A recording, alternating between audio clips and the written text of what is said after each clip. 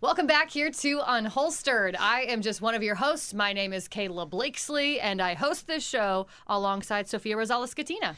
Good morning, everyone. I am Sophia Rosales-Catina, as Kayla said, captain of the Fort Wayne Police Department, Southeast Division, and welcome to the show. This show is all about sharing and telling the stories that don't often get told when it comes to law enforcement. Today, it's one of my favorite topics to talk about, Sophia.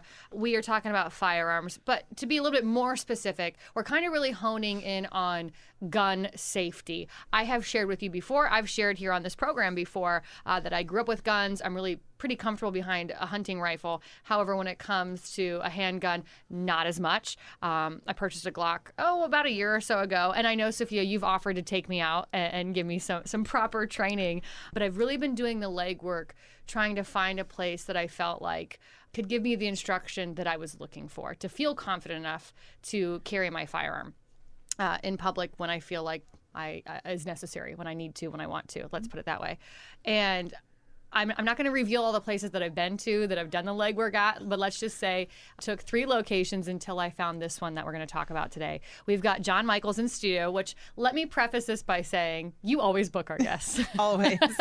So are you a little nervous that I booked today's guest? I am. I'm interested to see what's kind of going to happen today. Well, John is the owner of Indiana Firearms Training in Huntington. And John, first of all, let me just say thanks for coming down here to our South Studios to join us here for Unholstered.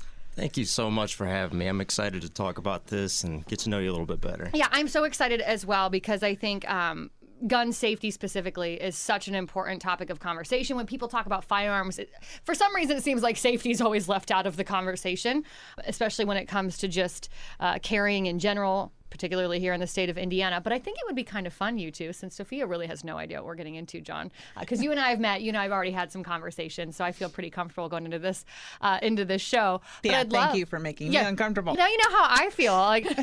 But I'd love to talk about both of your interpretations of gun law, put John's up against Sophia's. I think that's a great place to start. I don't think it's going to be that far of a departure from I don't think so what I think to what he thinks. So the law is open carry now. Obviously, we've had some shows in the past where I have put forth my, ideas of what... Which we're coming up on a year, by the way, right? We are. July 1 will be a year. We'll have to revisit that. Yeah, we will in July. But, I'm a proponent of guns. I love guns. I think everyone with proper training should carry. But I think you need to be and understand the seriousness of when you carry a handgun. You need to understand the laws surrounding that, what a responsible gun owner does and does not do. So I think there's probably a lot of things we can discuss today, and it's a 27-minute show, so we won't get to all of them, but I'm interested to hear what someone else has to say. I think there's a lot of marketing out there to spread misinformation, and so a lot of us Hoosiers, we just don't understand the gun laws in our state, and I'd like to clear a little bit of it up. Yeah, I think that's one of my big takeaways just from initially meeting you and with finding a location to get some training at. I think first and foremost, what I learned from you, John, is that there's a difference between a real firearms instructor and a firearms instructor who's also trying to get you to buy something, who's also trying to get you to buy a firearm or to buy certain ammo or to buy this or to buy that. And at Indiana Firearms Training in Huntington, which you are the owner, you have real, true instructors. Absolutely. There's no conflict of interest because we do not sell guns. For gun stores to teach, they really sell you an infomercial. You pay about $80-90 per hour.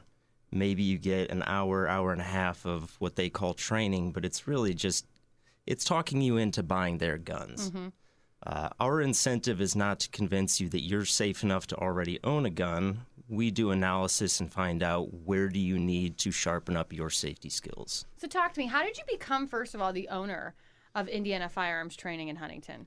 Well, Indiana Firearms Training is the only school that has free repeats, completely free, no range fees or anything. And I started off as just a student, and I used those free repeats all the time. I lived there every weekend. And then when the founder of the company retired and moved to Colorado, he offered me the opportunity to buy the company. What year was that? I bought it in 2018. Okay, so you've been the owner for quite some time. Did you feel like when you took it over that anything needed to change, or did you maintain kind of how the business was already ran? We definitely made some upgrades. We brought in some of the best training aids that the country has to offer. We use a lot of the Mantis X products. We use some CERT pistols. We've really done our homework and made sure to bring technology into the game, which provides students another opportunity to handle guns without live ammo before we take them out to the range to have the live ammo. We were talking, Sophia, before you got here off the air, and I believe an exact quote that John said was, "We make our students earn their ammo." Absolutely. It's probably a good thing, too. Yeah. Some of the other instructors out there will have 500 or 600 rounds per class, and it's really more of supervised shooting. We want to focus on safety and technique, so we do a lot of dry fire practice. We do a lot of laser and training aid practice long before we introduce any live ammo. So if somebody does handle the gun poorly, we have all the opportunity in the world to see it before we take them out to where there could be a potential danger. I think that's really good, though, and I will stress the importance of dry fire and just working through that gun without ammo, because it's really important. You can do that, and you understand your trigger a Absolutely. lot better, especially like I carry a Glock, so it has a reset. Mm-hmm. So I started out with the Smith & Wesson, which did not have one, and then we switched to the Glocks, and the difference in that trigger, and everybody was talking about trigger reset, but no one has told me what that was. I'm like, I don't know what that is. I don't know what that is. So You will. I can't wait. yeah, so I just think it's important when you're running through those trigger reset drills, you can understand that way better dry firing than you can on the range. And there are a lot of doubters about the dry fire. But if you think about it, the best competitive shooters in the world have sponsors. So their ammo is paid for on their behalf. They don't have to spend a penny on it, yet they do dry fire 5 to 10 times as often as live fire. Wow. That should tell you something. That's where the skill is truly built. Right? It's those gross motor skills, right? The mind to the body thinking, right? I've done this in my mind a million times. I can do this. So what is this trigger reset, though? Obviously, it's different between handguns. I didn't realize that. Yeah. So basically on a Glock is you don't have to let the trigger go all the way to the front. You just have to let it go a little bit, and you'll hear like a little click.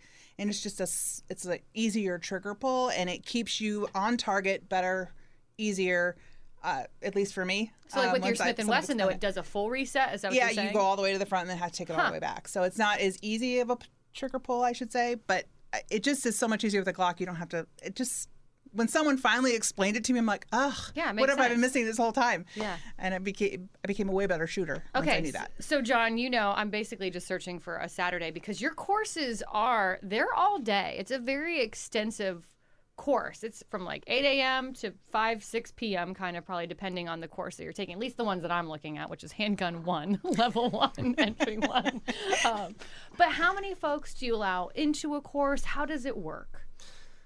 It depends on the course, but for our level 1 handgun, there's a maximum of 16 students. However, there's a maximum of 4 shooters on the firing line at a given time, with a minimum of 2 instructors on the line at any time. Sounds like a smart idea to me. That first half of the day, though, it's primarily, I'm going to call it classroom training, right? Absolutely.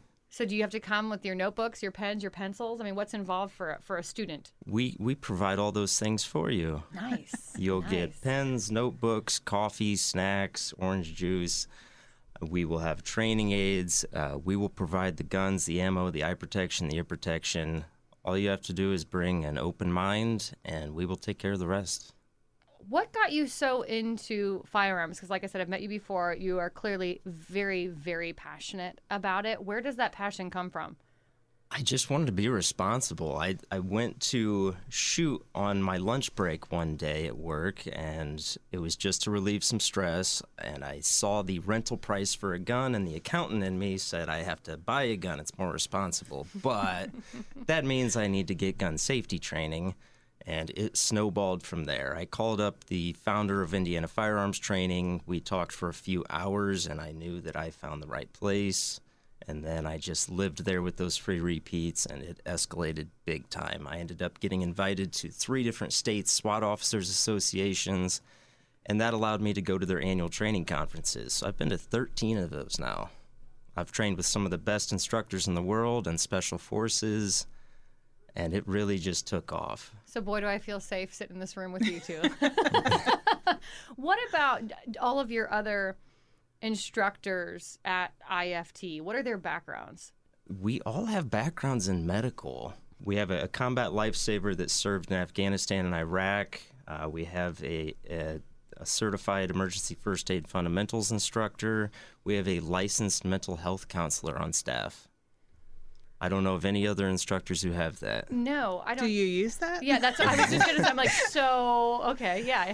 Do you? She can vet people out even better than I can. I do background checks on my students, but our licensed mental health counselor can tell me if she sees anything that seems suspicious. She could see things that I couldn't. Oh, so she's a woman too, so that's even better. So that's what I'm wondering. Does this happen where people, and not necessarily to IFT, but, and I don't know if you've heard of this happening either, Sophia, people are going in to get good training for the wrong reasons? Absolutely.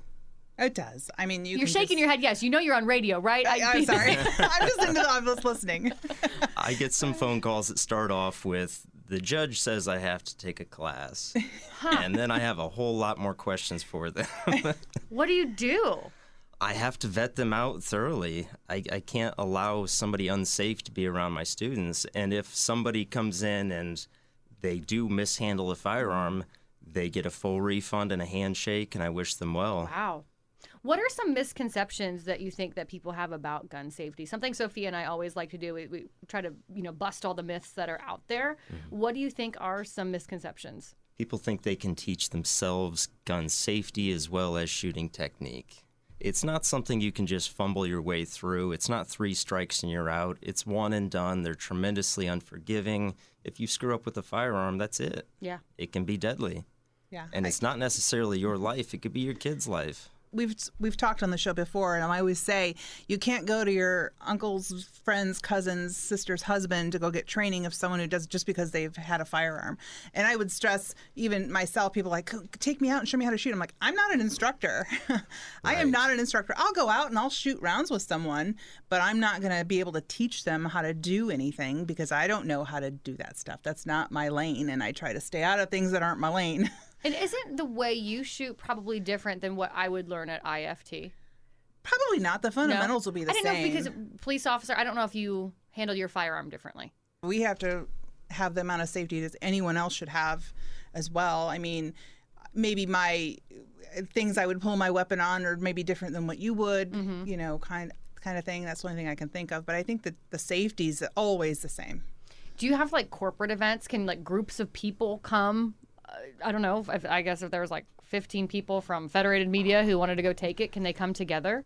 They could certainly buy out a class. Yeah. I've gotten a lot of requests for private training, and I've become so busy. There's so much demand for our classes. I just haven't really had time for the private training. Well, I think that's what's cool, too, and you can correct me if I'm wrong, John, that once your class is over, let's say it ends at 5 p.m. or 6 p.m., y'all are still there, and you offer essentially, I'm going to call it free training until the sun goes down. Yes, there's a strict ceasefire at 7 p.m. at the range that we rent. It is not a public range. We refuse to do any classes at a public range. I want to know everybody I'm training with. Mm-hmm. But because we have that range until 7 p.m., if somebody wants some free coaching after class, absolutely come to me. I know a lot of folks want to use their own firearms, but we provide the firearms for them for class. This gives them an opportunity to work one-on-one with an instructor with their own firearm. So they can kind of apply what they learned to the firearm that they Absolutely. own. What about knives? Do you do any training with knives? We have 4 different knife classes with a 6-degree black belt. He owned the largest martial arts chain in Fort Wayne's history. He's now just doing unarmed and knife, but not in a large school setting. He'll do more of the private instruction. That comes with free repeats as well. Is there a different price range for each class? The knife class is only 4 hours, so that one's $75. Okay. And then we also have a medical class, an emergency first aid fundamentals. That's more than just a Band-Aid. It is $55, and that will be an all-day class. I think anybody that takes the firearms class should automatically sign up for the first aid. Yeah. I think it's just a good practice. First aid's not quite the same as any of the other medical classes out there. You're not going to just sit in a chair and watch a screen all day long. It's very hands-on. We want to do simulations as often as possible. Tourniquets, all those kind of things on self-placing tourniquets, things like that. I'm sure that's probably part of the class, and which is what probably everyone should go through a class like that. I didn't even know you offered that one. I mean, I've crept on your website quite a bit, John, and I don't know that It's a big website. Yes, it is. I didn't know. I had not stumbled across that. Okay, so I don't want to say I want to get all the logistics out of the way, but I kind of do because there's some really other important stuff to talk about with you. But people can just log online, iftnra.com, right? That's the shortcut. I usually tell people IndianaFirearmsTraining.com Okay. because it's a lot easier to remember. I didn't pick the original domain. Either way, right? Either way. You do have the full list of classes there. Most of them are on the weekends. Correct. We will do some free gun law workshops throughout the week, but our firearms and knife courses are on weekends. And you've got a range in Fort Wayne and Huntington, right? We use a classroom for the knife classes in Fort Wayne. Okay, gotcha. Yeah, we tend to use Iron Society Gym at DuPont and Lima. Oh, that's right. That's right. So, John, I'm been getting to know you for a while, and by the way, I can't come out for a class. Like I said, I'm just trying to find a free Saturday because it is kind of an all-day event, and I have a 3-year-old, which means I have to work around my husband's schedule as well. I can't wait to come out and take that level 1 course for handgun, but while getting to know you and kind of getting to know Indiana Firearms Training, I don't even know how we got down this road, but you started to tell me kind of about another passion project of yours, which is teaming up with churches. Explain what it is you're doing and why. I am offering a free workshop on how to prevent, counter, and recover from mass shooters in a church setting. I was at a workshop with Hornaday, a very popular manufacturer of defensive ammunition, and they brought out ballistic gelatin bricks. It's essentially pig fat, but it's the closest simulation they've found to human tissue. They had police officers fire 3 rounds of their assigned duty ammo into each brick and measured how deep into the brick it would go before it would stop. One brick was exposed, all the other bricks had another material in front of it, sheet metal, drywall, the windshield of a car, a Carhartt jacket, and these 3 rounds would be very consistent at their depth in each brick. But then I had target ammo. I wasn't going to not shoot the bricks because it sounded like a lot of fun, so I just shot regular factory target ammo, and I went all the way through 18 inches of every single brick, including the one that went through a windshield. Wow. I immediately thought, there are a lot of people carrying guns at the church I go to, and I wonder if they know the importance of hollow points, defensive ammunition. The gun stores will tell you it has all this extra stopping power, and they'll sell it on the aggressiveness of the ammo, but for me, the importance of hollow points is really to keep the bullet from exiting their target and going out and hit innocent people. Mm-hmm. So at that very moment, I decided I'm going to develop a free workshop for churches so they understand the importance of defensive ammo, and it just snowballed from there. It turned into a full, how do you counter a mass shooter? How do you prevent it? What do you do afterwards? What do you do? I mean, I think when I hear the word prevent a mass shooting, I mean, that's the $1 million question in today's society, right? How do we prevent these mass shootings from taking place? So what would you say, John? I would say the lowest hanging fruit is don't advertise that you are gun free. And You're a gun-free zone, yeah. I'm not going to tell everybody they have to carry a gun. It's your choice, and I'm not going to shove it down anybody's throat. But if you don't carry a gun, don't put it out there for the world to know that you are the easiest target. Have you started these workshops with these churches yet? Or is We have. Oh, you have? Absolutely. We don't have any unhappy customers with it either. We've had great reviews on it. We did one in New Haven, one in Peru.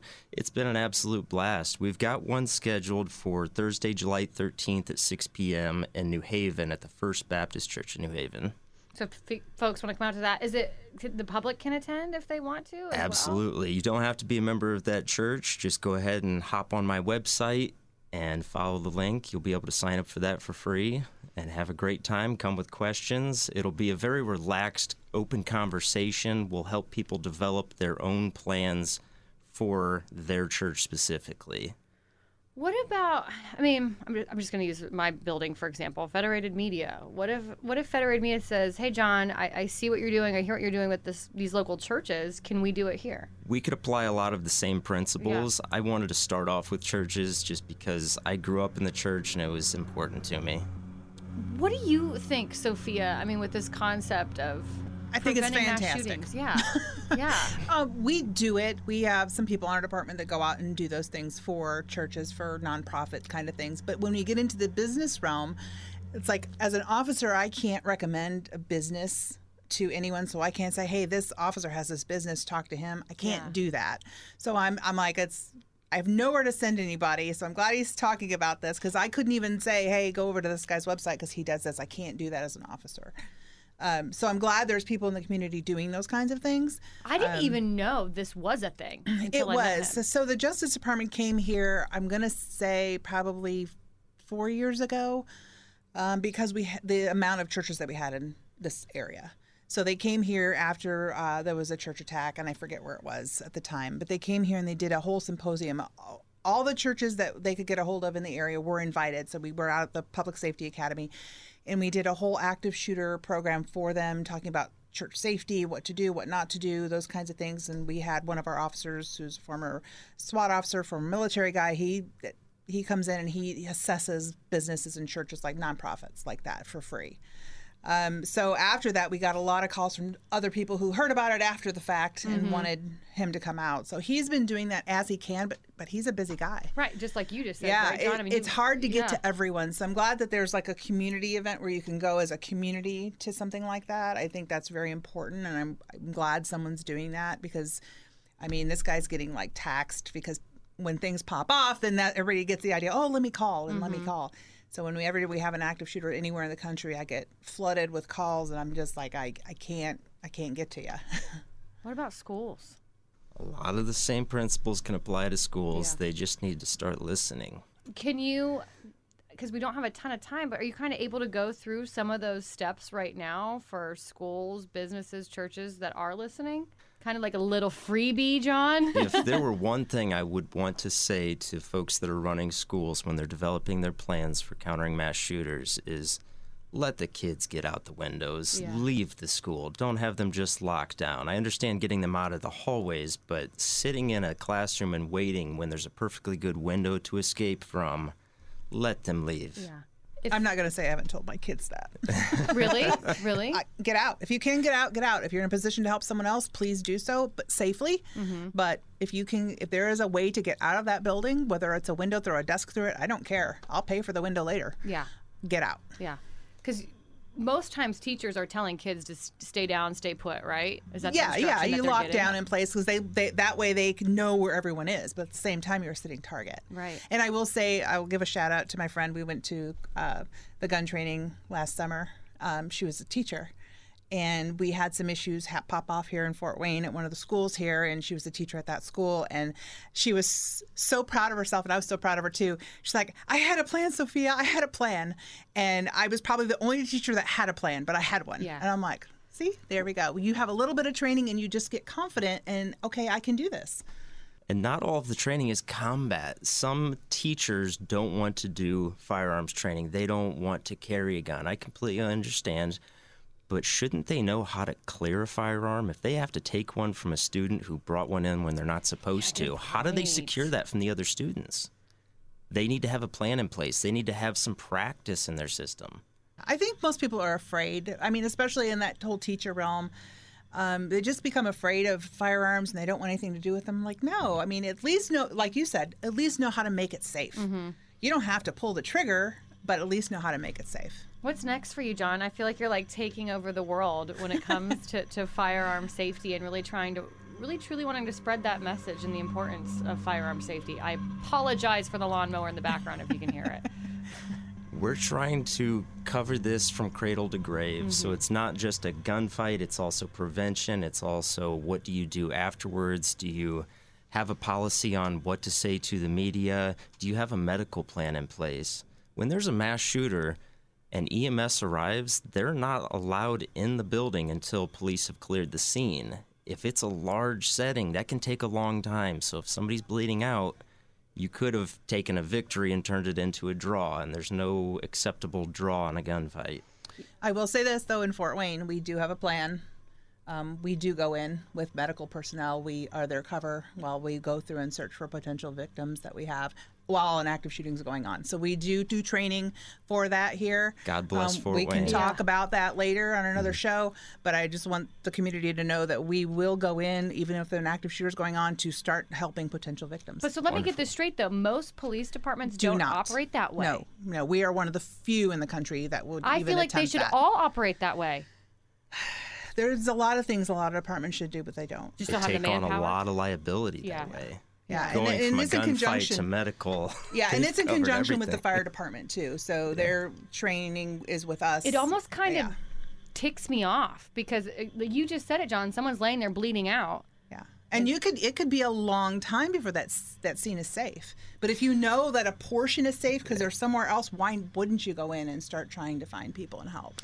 Okay, John, I feel like, because we are way out of time, but I feel like you need to come back and walk all of our listeners through like the training that you do at the church. But you've sounds got to great. hone it for listeners. Okay. So it could be your business owner, it could be a radio station, it could be a school, it could be a church, it could be a gym, whatever. Could you do that? I'd love that. Thank really you. putting you on the spot to do that. I just feel like there's still so much here that we didn't even get to.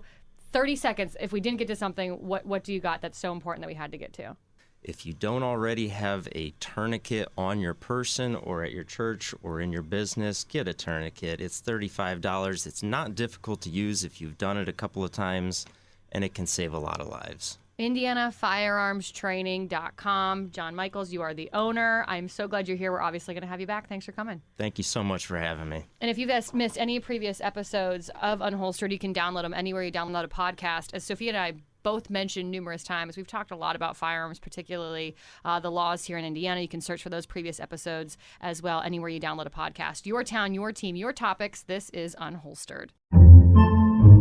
Podcasts by Federated Media.